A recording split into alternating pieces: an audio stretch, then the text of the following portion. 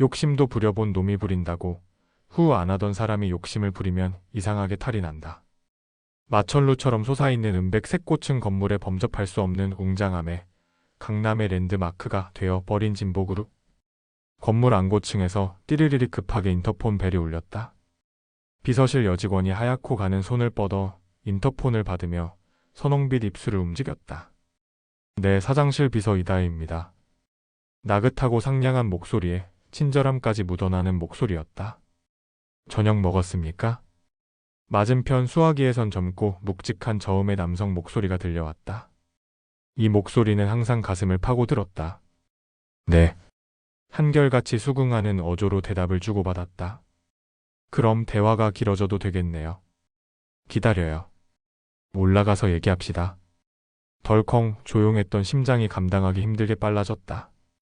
지금까지 강주혁 사장과 긴 대화를 나눠본 적이 없었다. 뭔 말을 해야 할지 뚫어지게 바라보는 투명하고 짙은 검은 수정 같은 눈동자가 부담스러운 긴 대화라니. 벌써부터 긴장감에 목덜미로 식은땀이 났다. 벽시계는 퇴근 시간을 가리키고 있었다. 뒷정리를 위해 다혜는 자리에서 일어나 사장실 문을 열고 안으로 들어갔다.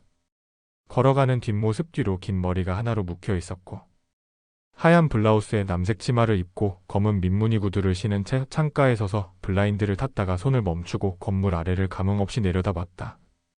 에메랄드처럼 반짝이는 검은 눈동자 위를 덮고 있는 풍성한 속눈썹과 티끌 하나 없이 맑은 피부에 작고 오뚝한 콧대, 그리고 선홍빛 립스틱을 바른 작고 도톰한 입술이 건물 유리에 비쳐 보였지만 그것만으로도 충분히 수려하고 아름다웠다. 생각이 깊은 다혜의 눈동자가 퇴근하는 직원들을 내려다봤다. 나 역시 저들 중에 하나일 뿐. 하지만 지금은. 저절로 블라인드 끈을 움켜쥐었다. 그녀의 뒤에 있는 책장에는 파주 공장 준공일에 찍은 사진이 산업훈장 옆에 놓여 있었다. 중년 간부들과 찍은 사진에선 유독 한 뼘이나 더 큰 키에 딱 벌어진 어깨하며 서늘한 눈매를 가지고 날렵한 콧대와 각진 턱선에서 느껴지는 자신감이 넘치는 젊은 남자가 눈에 띄었다. 그 아래 사장 강주혁이라는 명패가 사진과 매치됐다. 태어날 때부터 모든 걸 다 가진 남자는 회장을 뛰어넘는 실력으로 이미 재벌 2세라는 타이틀을 벗어 던졌고 외모는 그의 능력의 일조만 할 뿐이었다.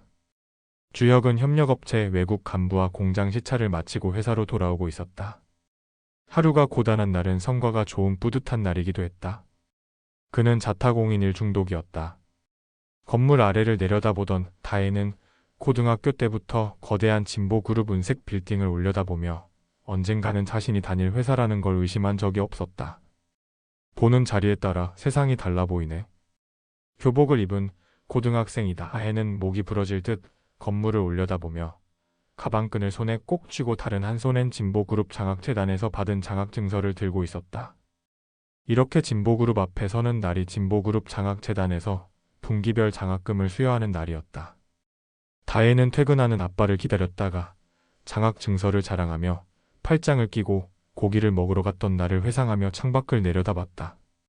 그래서 등 뒤로 주혁이 다가오는 걸 놓치고 말았다. 무소음 시계보다 더 조용히 주혁의 검은 구두가 천천히 다혜에게 다가왔다. 건물 유리에 주혁의 모습이 비쳤을 때 화들짝 놀란 다혜가 몸을 돌렸더니 주혁은 생각보다 가까이 와 서 있었다. 모공 하나 안 보일 정도로 뽀얀 피부가 눈에 확 들어왔다. 왜? 사장실에 서서 건물 아래 직원들을 보며 진보그룹의 안주인이라는 생각에 빠져 있었습니까? 주혁의 거침없고 차가운 어투에 다혜의 눈꼬리에 억울함이 걸렸다.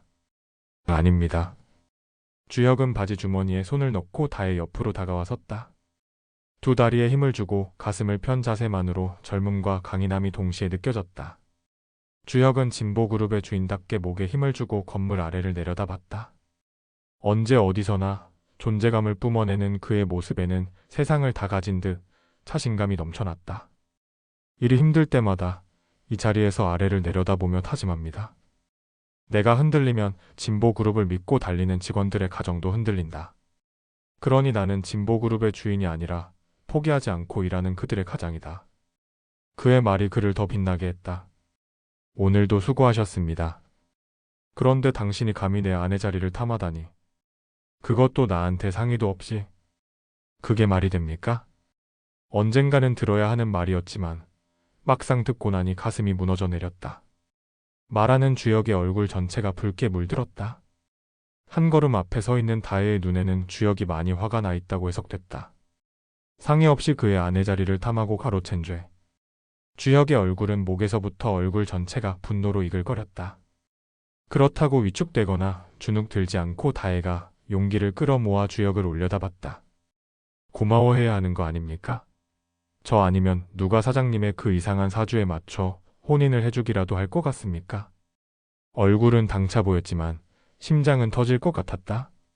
아이고 고마워라. 이 부장이 횡령한 돈 때문에 액땜 바디로 혼인을 하셨으면서 생색은. 결국은 진보그룹 안주인 자리가 탐났던 거 아닙니까?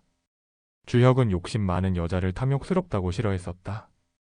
유치원 때부터 진보그룹의 아들이라는 타이틀은 친구라고 알았던 이들이 그들의 부모가 탐욕에 눈이 멀어 강제로 주혁의 옆에 친구로 붙여주는 존재들 뿐이었다. 같은 부류의 재벌 2세들도 인맥 관계를 위해서였지 진짜 주혁을 좋아하는 사람은 흔치 않았다. 그래서 주혁은 욕심과 탐욕을 일맥상통한다고 생각했다. 이다혜 너마저. 그녀는 다를 줄 알았다. 믿었던 도끼에 발등 찍힌 듯 배신감에 주혁의 눈동자가 일렁거렸다. 열심히 공부해서 자기 개발뿐만 아니라 사회에 공헌하는 사람들을 만날 때만은 자신이 할 수 있는 모든 지지를 쏟아부었다.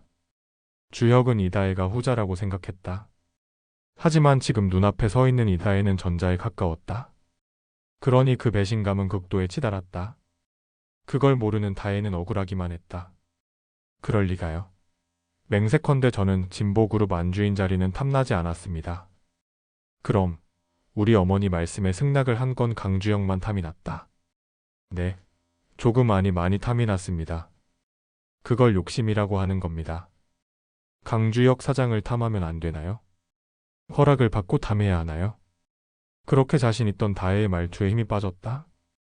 덩달아 주혁의 시선에서도 힘이 빠지며 미움이 박힌 시선으로 다혜를 바라봤다. 진보그룹 안주인과 강주혁의 아내는 동일 위치입니다. 안주인 노릇은 죽어도 안 합니다. 단지 당신 곁에 있고 싶을 뿐입니다. 제발 자신의 마음을 이해해 주길 바라며 간절함을 담아 주혁을 바라봤다. 그렇게 화를 내던 주혁의 마음이 눈동자와 같이 혼란스럽게 흔들렸다. 그건 암튼 당신은 강주혁의 아내이자 진보그룹의 안주인을 탐했던 거 아닙니까? 재차 묻고 있는 건 그만큼 다혜의 마음을 확인하고 자신의 분노한 마음을 가라앉히기 위한 것이었다. 아닙니다.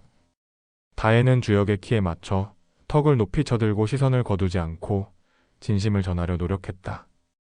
진보그룹의 안주인은 탐하지 않았지만 지금 말싸움으로 혼인을 무효화하게 되면 아빠가 횡령한 공금을 막을 길이 없었다. 그걸 주혁이 사업가의 날카로운 시선으로 다혜의 마음을 꿰뚫어 읽었다. 뜨겁게 뒤엉킨 시선 속에 흐르는 침묵이 사장실의 공기를 무겁게 내려앉혔다. 왜 이 부장님은 공금을 횡령해가지고. 젠장. 원망과 한탄이 뒤섞였다.